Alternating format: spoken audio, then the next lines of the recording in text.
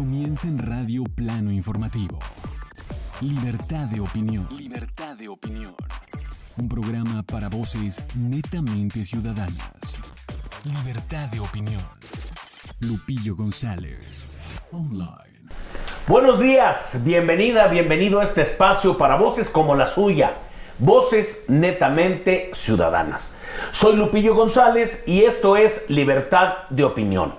Hoy vamos a tocar un tema muy interesante porque vamos a desmenuzar, vamos a analizar lo que nos deja este tercer informe del primer mandatario de la nación, Andrés Manuel López Obrador. Rápido se han ido 3 años y bueno, pues siempre los resultados que ofrezca un mandatario, siempre pues van a tener diferentes aristas. Pueden ser cuestionables, alguien puede alabarlos, alguien puede analizarlos de diferente manera, un mismo tema. Y de eso se trata, de que existan estas visiones. Y para eso, bueno, pues están 2 invitados que son, como usted, ciudadanos. Y con nosotros, bueno, pues está aquí a mi derecha Adolfo del Río, al cual le agradezco enormemente que siempre que lo invito, pues participa con esa muy buena actitud. Te agradezco, Muchas gracias por la invitación y un gusto compartir con tu público. Gracias. Y a mi izquierda, fíjese, quedó a mi izquierda, ¿verdad? El profesor, un buen amigo también, Felipe Cervantes, está también siempre disponible cuando lo invitamos. Pues participa y pues le agradezco enormemente. Muchas gracias, profesor. Gracias por la invitación. Pues vamos entrando en materia. Se fueron rápidamente 3 años de pues esta nueva administración, y si vemos y analizamos lo que fue este tercer informe de Andrés Manuel López Obrador, pues ¿qué podríamos rescatar, mi estimado profesor? Bueno, yo creo que hace énfasis en su informe en 2 aspectos que han sido parte central de su discurso. Uno es el de el combate a la corrupción y el segundo es el de la inversión en programas de atención a la ciudadanía, el haber puesto un alto a las privatizaciones que fueron el pan de todos los días en los sexenios anteriores, y hacer una comparación entre la concepción que se tiene desde el modelo neoliberal, que como todos sabemos fue impuesto a gran parte del mundo por esa alianza que a principios de los 80 se da entre Margaret Thatcher de Inglaterra, la Gran Bretaña, y Ronald Reagan en Estados Unidos, y que en México, como en muchos países del mundo, lo asumen de manera así, tal como les mandan las recetas, ¿verdad? Los fondos aderezada con los altos grados de corrupción de las cúpulas políticas. Creo yo ahí que estaríamos de acuerdo de todos los partidos. Adolfo, ¿cómo lo ves? Bueno, los 3 años, depende cómo uno lo ve. Ahorita se sienten que pasaron rápido, pero transitar por ellos de pronto se pudo haber sentido muy lento, ¿no? Por un gobierno que llega con un mandato popular muy fuerte, ¿no? Con una histórico, con una serie de promesas muy claras, ¿no? En temas de corrupción, en temas de un cambio de cómo el Estado va a interactuar con sus ciudadanos, ¿no? Pero yo siento que deja mucho a deber. Incluso los temas en los que sí, el presidente hace énfasis, pone un énfasis, pero realmente no pone mucho la evidencia, o cuando se le contrasta lo que está diciendo en el informe con datos duros de las propias secretarías de INEGI, de Coneval, con órganos del Estado, ¿no? Que producen información oficial, pues uno ve que quedan a deber, o que realmente es una forma como muy sesgada de presentar la información por parte del presidente. En un esfuerzo de comunicación, ¿no? Con la ciudadanía, de qué se ha hecho, qué se está haciendo, pero luego se entra el discurso en cuestiones que en realidad pues hizo en el primer año. Es decir, es un informe que no fue el tercer año de gobierno, sino es el tercer informe anual, pero agarró cosas desde los primeros meses para presumir, porque pues realmente en muchos rubros el gobierno federal, creo, no ha alcanzado a sistematizar, digamos, ese esfuerzo que pretende de hacer las cosas diferentes. Y un brevísimo comentario respecto de lo que dice el profesor.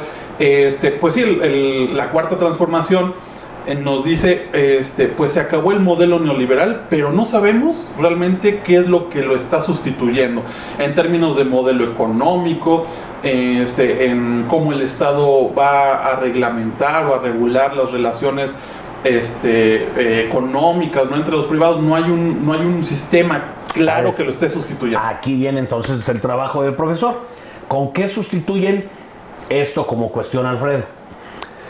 Bueno, yo creo que más que sustituirlo, tendríamos que ver el contexto internacional en el que se encuentra inmerso nuestro país. No somos una isla. Creo que es muy difícil. Dicen que Roma no se hizo en un día y tampoco cayó en un día. Es un proceso largo. 3 años, pues sí, hay a quienes se les ha hecho muy largo, ¿verdad? Pero en 3 años tratar de desmantelar un proceso de privatización muy acelerado que se dio en 6 sexenios, estamos hablando de 36 años, y es darle la vuelta a lo que se hizo en 36 años. Tenemos una dependencia económica muy grande, son 11 billones, lo que suma la deuda. El servicio de la deuda que se está pagando superior a 600,000 millones de pesos por año, nada más por el servicio de la deuda.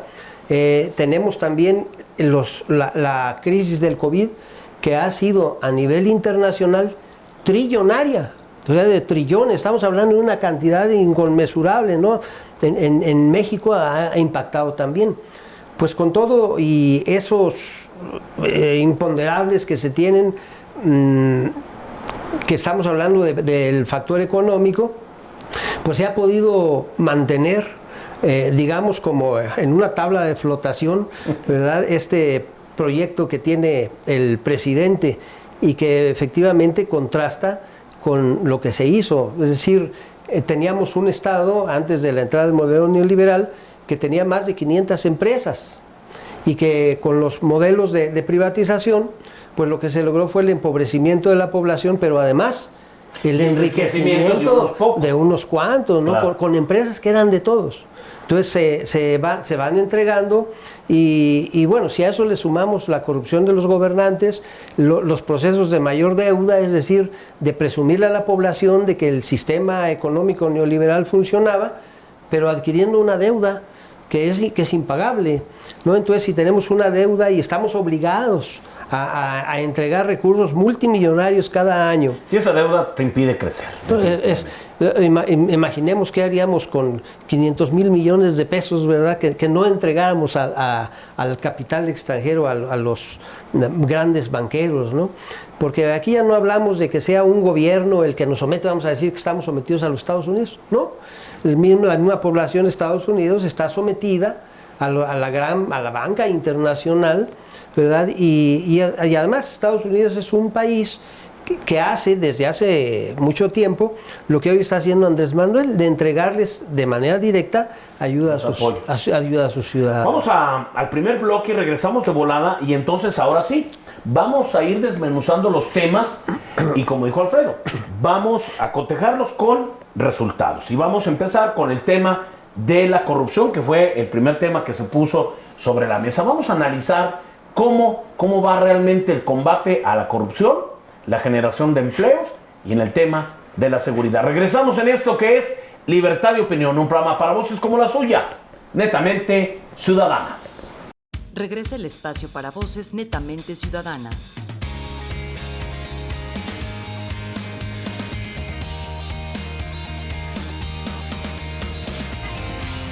Libertad de Opinión, conducido por Lupillo González.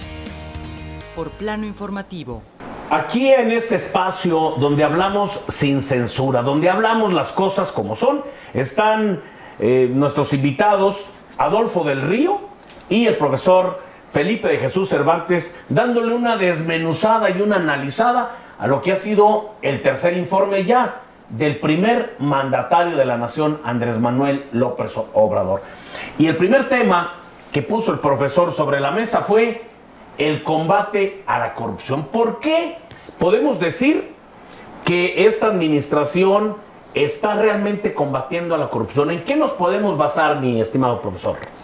Dice el presidente que eso se barre como las escaleras. De arriba hacia abajo. ¿Y qué ha pasado entonces, si nos vamos desde arriba, vamos mero arriba, y mero arriba es el Poder Ejecutivo. Si vemos cómo se han enriquecido los gobernantes anteriores y cómo han permitido que sus equipos se enriquezcan al amparo del poder, yo creo que no hay ninguna duda en que tenemos un gobernante que él en lo personal es austero, es honrado, es honesto, es un político para mí que sabe de tempestades, o se le quiere o se le rechaza, pero es un político de excepción, porque solamente así podría entenderse que una persona pudiera inspirar a tanta gente para buscar la transformación de un sistema que ya estaba por tronar. Pero ¿cómo?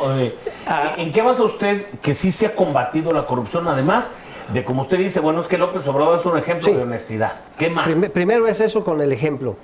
Después, y aquí sabemos que se ha ganado el Poder Ejecutivo, se ha ganado una buena porción del Poder Legislativo, pero todavía está pendiente el Poder Judicial. Y el Poder Judicial ha sido un obstáculo porque quienes cometieron los actos de corrupción del pasado inmediato, pues no... Lo combaten con amparos. Pues claro, no son tontos, ¿verdad? O sea, hay un proceso muy complicado, una telaraña que hay que desmenuzar, pero que por lo pronto tiene a Rosario Robles, ¿verdad? Que me recuerdo mucho la frase. Ahorita si hablamos de nombres...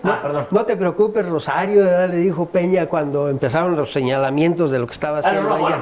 No te preocupes, ¿verdad? Pues bueno, no se preocupó, hoy creo que está preocupada. Pero entonces hablamos de peces gordos, hablaríamos de Rosario Robles y de Emilio Lozoya. Emilio Lozoya, yo lo pondría así muy entre corchetes, ¿verdad? Muy entre paréntesis, porque la situación de Lozoya, para salvarse él, pues ha implicado a los demás. Ha implicado, claro que sí, lo que no ha hecho Rosario Robles. O sea, Rosario Robles está en una situación diferente porque ella dice, yo no suelto la lengua, no suelto la sopa, y así se da.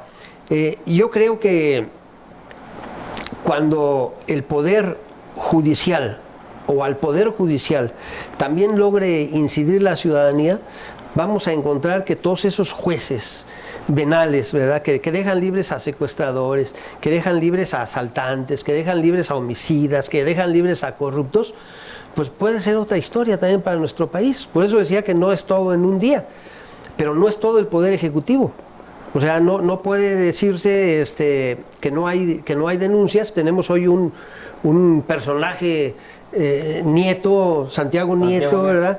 Que fue corrido de la administración de Peña Nieto, claro, precisamente por decirle a Peña Nieto, a ver, aquí está pasando todo esto. Entonces, lo de siempre, ¿no? En todas las administraciones del neoliberalismo y anteriores, pues bueno, el que le abrió el paso al modelo económico neoliberal fue Miguel de la Madrid, pero el antecedente inmediato de Miguel de la Madrid, pues fue José López Portillo, ¿no? Y con José López Portillo... El que defendía el peso como un perro, dijo. El que decía que él era el último gobernante de la revolución, ¿verdad? Surgido la revolución. Pues bueno, aquí ya era la revolución, ¿verdad? Porque el modelo que seguían del estado de bienestar fue tergiversado, fue devaluado, porque la gente dijo, bueno, si eso es el estado de bienestar, pues vamos a buscar otra cosa. A ver, Adolfo, concretamente en el tema de corrupción, ¿sí es como lo comenta o lo expone el profesor, o tú tienes otra visión? Otra visión completamente distinta. Por un lado, el presidente es un político muy efectivo al momento de proyectar una imagen y un carisma personal, ¿no? Que sabe aprovechar muy bien en términos de austeridad y que, digamos, la honestidad empieza por él. Está muy bien la parte de imagen. Pero en cuanto a datos duros, digamos, tenemos esos dos nombres, ¿no? En esta administración, esos dos casos, Rosario Robles y Emilio Lozoya, como los principales en este momento detenidos y que se encuentran en proceso por temas de corrupción. Pero tuvimos una administración pasada que, en términos también de percepción ciudadana, tuvimos, o sea, por parte de empresarios en encuestas de opinión, en encuestas de percepción de la corrupción hacia la ciudadanía, una administración federal, ¿no? La de Peña Nieto, percibida como profundamente corrupta. Y solo 2 casos, y más allá de eso, solo 2 casos, no tenemos, creo yo, en esta administración ya de López Obrador, de manera sistemática un esfuerzo, ¿no? Por vincular al proceso, digamos, no solo a secretarios y al director de Pemex, sino a los muchos otros, supongo yo, funcionarios que pudieron haber facilitado estos esquemas de corrupción. Es decir, ellos solitos por sí mismos no hicieron esos 2 todo. casos no representan todo, el verdadero pero hay un mandato, monstruo que generó Peña Nieto y su administración. Exacto. Y además, temas de corrupción generan una inercia, ¿no? Es decir, el cambio en la administración federal cambia buena parte de la estructura del Estado. Hay un adelgazamiento en el primer periodo, digamos, de López Obrador, pero no queda claro, digamos, que los esquemas de corrupción no sigan siendo utilizados como antes. A ver, ahí vamos a analizarlo. Lo de los contratos. Pero actualmente, ¿hay señalamientos a la administración de López Obrador de corrupción? Por ejemplo, en los mecanismos de asignación de recursos de los contratos, por ejemplo, casi todo es asignación directa. Se sabe, ¿no? Por investigación comparada y además investigación en México desde la academia, en temas de desarrollo burocrático, corrupción y todo esto, que por sí mismo la asignación directa no es un acto de corrupción, pero es el entorno donde puede crecer, precisamente por la opacidad o precisamente por la asignación directa, porque no hay concurso, por el papeleo como más restringido, ¿no? Que tiene el Estado y que no queda a disposición. Y el cuestionamiento mayor ha sido lo de Manuel Bartlett, ¿no? Por ejemplo, las empresas también de sus hijos y también señalamientos de corrupción, o por lo menos de la pariente, la pariente, la prima, ¿no? La prima. De López Obrador, o sus hermanos recibiendo dinero en los tiempos de campaña, ¿no?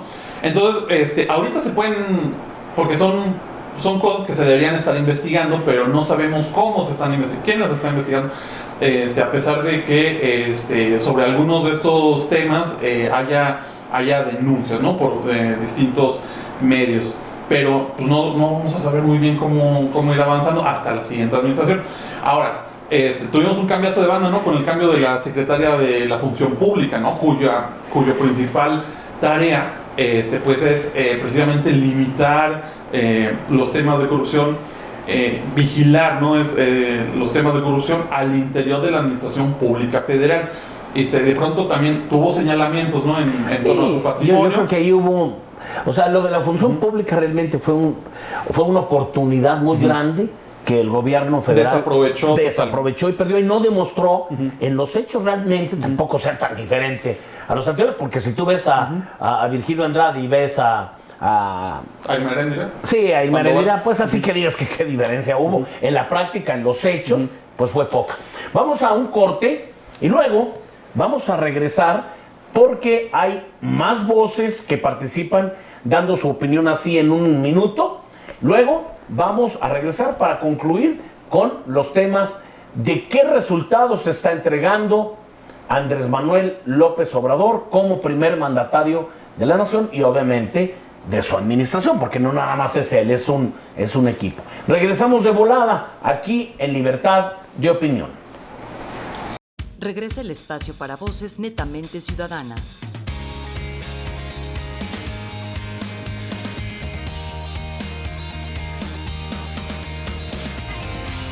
Libertad de Opinión, conducido por Lupillo González. Por Plano Informativo. Pues el programa se nos está yendo más rápido que el sexenio. Y bueno, pues vamos a dar paso ahora a voces, más voces ciudadanas que opinan sobre los resultados del tercer informe de Andrés Manuel López Obrador. ¿Qué tal, amigos? Muy buenas tardes. El pasado 1 de septiembre fue el tercer informe de gobierno de Andrés Manuel López Obrador. A mitad del camino lo ha denominado él mismo e inclusive se ha publicado un libro sobre 3 años de trabajo y los logros de la 4T. Es un informe que, como todos los informes presidenciales, tienen que presentar lo bueno, no se va a presentar lo malo, no se van a presentar los errores, aunque debería de serlo, pero ningún presidente en este país lo ha hecho. ¿Qué es lo que debemos de destacar de esto, el aspecto económico? Ciertamente muchos de los detractores de Andrés Manuel señalan que no hay avance en el aspecto económico, pero yo le pregunto, usted trae $1 en su bolsa, ¿cuánto tiempo tiene con ese dólar? ¿Cuánto le están pagando? Los agoreros del mal decían al principio que $1 a estas alturas iba a estar arriba de los 30 pesos, sin embargo está en 18.30 la compra, 19.30 la venta. Se ha mantenido y no hay deuda. Es algo importante resaltar, no hay una deuda. Se ha hecho modificaciones a la Ley Federal del Trabajo que son muy importantes para los trabajadores. Hoy las AFORES han empezado a quedar de fuera y tenemos el incremento más alto en el salario mínimo en los últimos 50 años. Las condiciones del Infonavit y las condiciones del Fobiste ahora sí están favoreciendo a los trabajadores, no como anteriormente. Mucha gente critica el hecho de que el presidente hubiera dicho que hoy hay más remesas. Dicen que ese no es un mérito de él. Si bien él directamente no está mandando dinero a su familia desde el extranjero, sí ha logrado, junto con su equipo de trabajo, dar las condiciones de confianza para que gente que vive fuera del país y que tienen a sus familiares aquí en México puedan estar mandando más dinero del que mandaban antes. No es que estén gastando más, simplemente que hay simplemente que hay una oportunidad de enviar más dinero. Esto se refleja en la economía también, aunque los agoreros del mal nos digan que no. Yo pienso que tras 3 años de trabajo se han tenido logros muy importantes. No lo que quisiéramos todos, porque cada cabeza es un mundo y cada visión de este país es diferente. Pero hay logros más importantes y hay una justicia social que está creciendo para las clases más desprotegidas, para los humildes, para los afrodescendientes, para los pueblos originales o indígenas, como algunos les llaman. Para ellos está mejorando las condiciones del país y para los obreros en general. Qué bueno que está haciendo esto. Qué bueno que ojalá y se siga mejorando. Ya nos veremos más adelante. Muchas gracias. Tercer informe de gobierno de Andrés Manuel López Obrador, 2021. El informe del 2021 estuvo plagado de lugares comunes, de frases que querían ser graciosas, como el tengan para que aprendan, ¿no? Pero sobre todo estuvo carente de logros.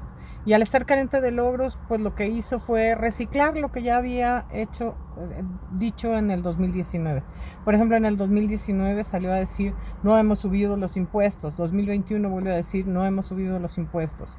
En el 2019 dice, no hemos subido las gasolinas ni los combustibles, lo cual es mentira. Pero en el 2021 vuelve a decir, no hemos subido las gasolinas ni los combustibles.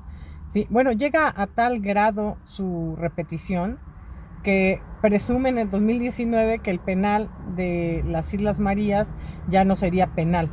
Y en el 2021 vuelve a repetir, las Islas Marías ya no serán penal, ¿no? Llega al grado de tener que presumir las remesas, ¿no? Que sabemos todos que no es algo que debamos presumir, porque nuestros connacionales están allá porque no han conseguido empleo aquí. Pero bueno, no es algo que él pueda presumir, pero bueno, a ese extremo llega Andrés Manuel en falta de logros. Y bueno, pues eso es el informe, repeticiones y lugares comunes. El tercer informe del Gobierno de la República es un cúmulo de mentiras e incongruencias. Continúa con el intento de divisionismo entre los mexicanos al hablar de conservadores y neoliberales, cuando la pluralidad de pensamiento e ideología es inherente a las democracias. Sin embargo, aquí el que no está adoctrinado con el proyecto del presidente es enemigo de México. Señala que se combate la corrupción, sin embargo aparecen contratos multimillonarios del Gobierno de la República con familiares de servidores públicos y no existen investigaciones ni pronunciamientos por parte de los órganos fiscalizadores. Señala que hay independencia en el Poder Judicial o Legislativo.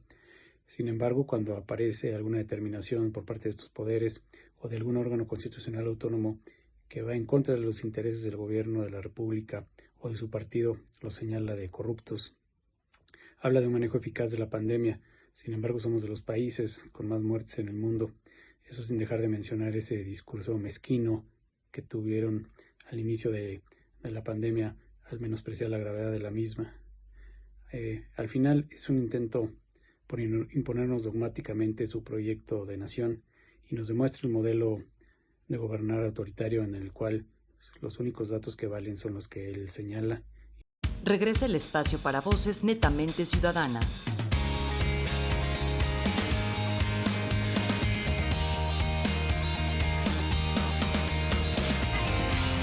Libertad de opinión, conducido por Lupillo González. Por Plano Informativo.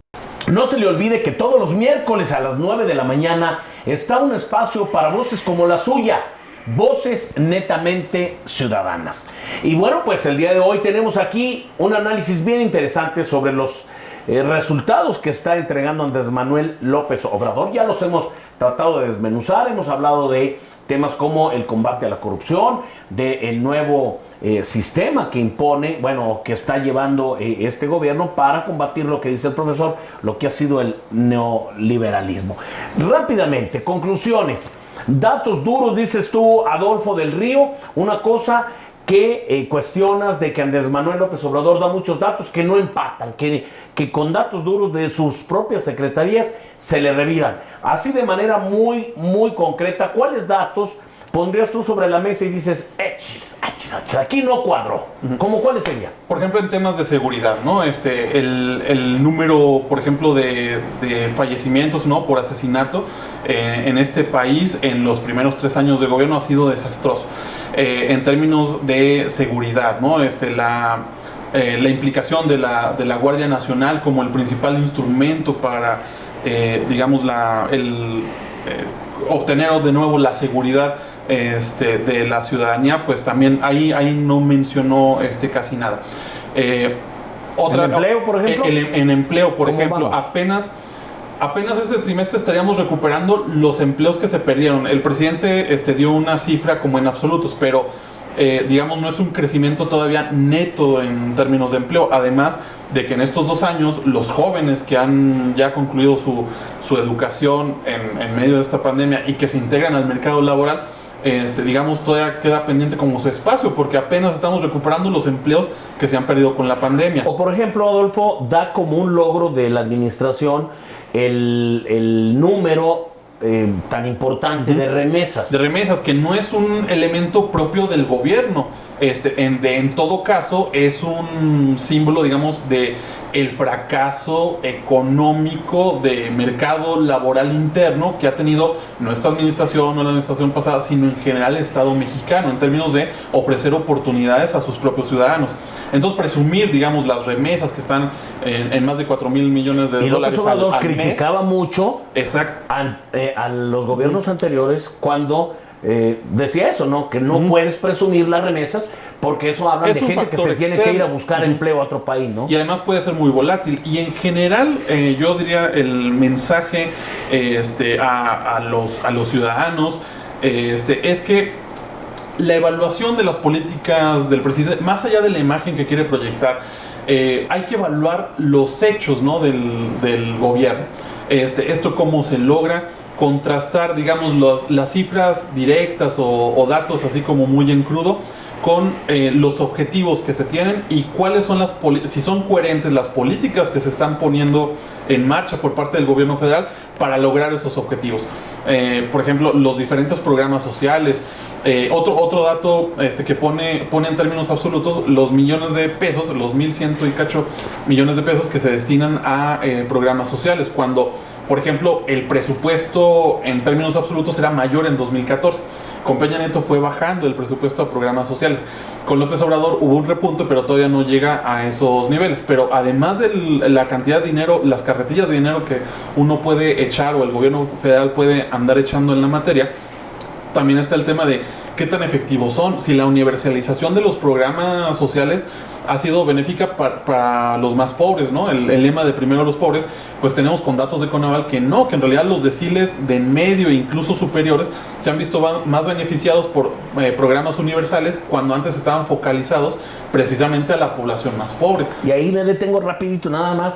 Yo lo vi como en tiempos de Peña Nieto también cuestionó los datos de Coneval. Y López Obrador tampoco le gustan los datos de Coneval. Entonces, ahí hay que ponerlo porque no nada más es con López Obrador. O sea, también a Peña Nieto no le gustaban los resultados que presentaba Coneval. Profesor, ¿cómo ve usted esto? Bueno, yo creo que hay grandes obras que se están efectuando. Yo creo que la primera tarea que debiera tener cualquier gobierno de cualquier signo, ¿verdad?, que diga que responde a su nación y que responde a los ciudadanos de esa nación, es lograr la soberanía. Y un país que no tiene soberanía energética, un país que no tiene soberanía alimentaria, pues no puede presumir de independiente. No, o sea, siempre vas a estar dependiendo. Cuando un país no produce lo que se come, pues es un país que va a depender del exterior. Y aquí en el modelo neoliberal se abandonó el campo. Y hoy hay un rescate del campo, de la soberanía alimentaria. Y yo creo que la migración que hay hacia Estados Unidos, en México se ha mantenido estable. No sucede así de la frontera sur de México hacia Centroamérica, de la Sudamérica, brutal. Donde se quieren venir en carretadas. Entonces hay una parte de la política exterior mexicana en donde procuran atacar las causas y hacer programas en El Salvador, en Guatemala, en donde también se apliquen programas que detengan la migración. En un país en donde los grupos criminales han penetrado, pero todo, ¿verdad? Llegan a presidencias municipales, sobre todo presidencias municipales, gubernaturas, bueno, ya ni hablamos mucho de eso porque no es el tema hoy, ¿verdad? Yo creo que el buscar la soberanía en un ambiente en donde hay un grupo que incide en las políticas públicas varios grupos criminales que inciden en las elecciones, que muchas veces son los grandes electores, es muy complicado. El canciller Marcelo Ebrard no hace mucho presentó una demanda en Estados Unidos en contra de quienes están pasando las armas a los mexicanos. Porque entonces... Sí, porque se habla de inseguridad en México y como si el problema también no tuviera cuestiones externas, como el acceso a las armas. La industria de la guerra en la economía tiene un impacto muy fuerte, ¿verdad? Y cuando tienen mucha producción de armas, pues buscan dónde acomodarlas. Entonces no es nada más un problema de México, se tiene que atacar en general. Pero hay intereses más allá de cualquier fronteras que quieren tener a los países en esa situación de control económico, en donde ya no vienen como antes, ¿verdad?, que llegaban las carabelas y después los navíos y se llevaban el oro y la plata y los recursos minerales y llegaban y hacían guerras para llevarse los recursos, porque todas las guerras son por recursos, por el dinero. Hoy no, hoy son diferentes. Hoy nos tienen sometidos para entregar cantidades ingentes de dinero que hacen falta en los propios países, ya no hablamos nada más de México, claro, para entregarlos a los grandes potentados. O sea, ya no vienen por él, nosotros se los mandamos, ¿verdad? Con el sistema monetario, que el sistema capitalista muy eficientemente ha establecido para esquilmar a los pueblos. Pero con todo y esa situación de crisis, el no tener una deuda adquirida real que ha crecido, sí, por los mismos intereses de la deuda, ya son 11 billones lo que debemos los mexicanos, ¿cuándo los pagamos? No. ¿Cómo decimos, oye, una moratoria o no lo pagamos? Pues van a hacerle lo que a Benito Juárez, ¿no? Cuando le dijo no podemos pagar y se viene Inglaterra, se viene Francia, se viene... Todos a cobrarse lo chino, ¿verdad? Tres contra uno, ¿no? O pagas o pagas. Porque además nosotros no tenemos un armamento con el que podamos defendernos y decir, a ver, no, ya estuvo, ya te pagué mucho, ¿verdad? Estoy sacrificando. No se puede, es muy complicado.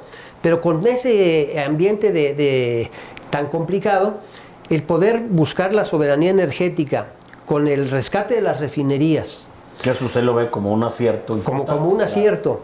El de la electricidad. Yo creo que aquí, más allá de lo cuestionable de la figura de Manuel Bartlett como priista de toda la vida, y eso en el mismo Estados Unidos lo reconocen, ha sido siempre un muy intenso defensor de la soberanía energética del país. Por eso en Estados Unidos tampoco no lo quieren, ¿verdad? Y se ha tejido también una una historia negra, ¿verdad? Que no lo dejan entrar por la cuestión de... Inclusive cuando estaba en los gobiernos priistas, no tenía él posibilidades de entrar a Estados Unidos porque no le daban la visa, ¿verdad?, para poder pasar. ¿Por qué? Porque él siempre se ha mantenido en esa postura de que México tiene que defender su soberanía energética. Entonces ese punto yo creo que justificó que el presidente, a pesar de lo cuestionable de la figura de Manuel Bartlett, dijera, pues necesitamos a alguien que sepa, alguien que esté convencido de ese tema, ¿verdad?, para que esté ahí rescatando nuestra industria eléctrica. Entonces se viene la reforma eléctrica, la reforma energética, la construcción del Tren Maya para impulsar el turismo, que ya sabemos que el turismo en todo el país, ¿verdad?, es una de las fuentes principales para que lleguen recursos. Con esto del COVID, bueno, pues afectó terriblemente.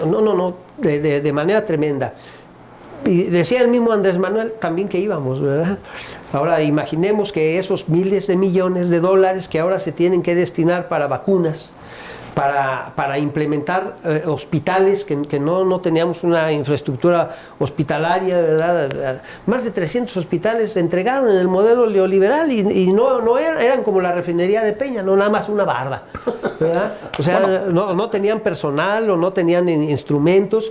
El corredor del Istmo, la construcción del aeropuerto Felipe Ángeles, que a comparación del de Texcoco, pues hoy tiene ya muchas ventajas, ¿verdad? Ya veíamos que los que lo defendían y que la percepción pública a veces se va porque los grandes consorcios editoriales pues también tienen muchos negocios, o sea, tienen negocios en cárceles, en hospitales, en la industria farmacéutica.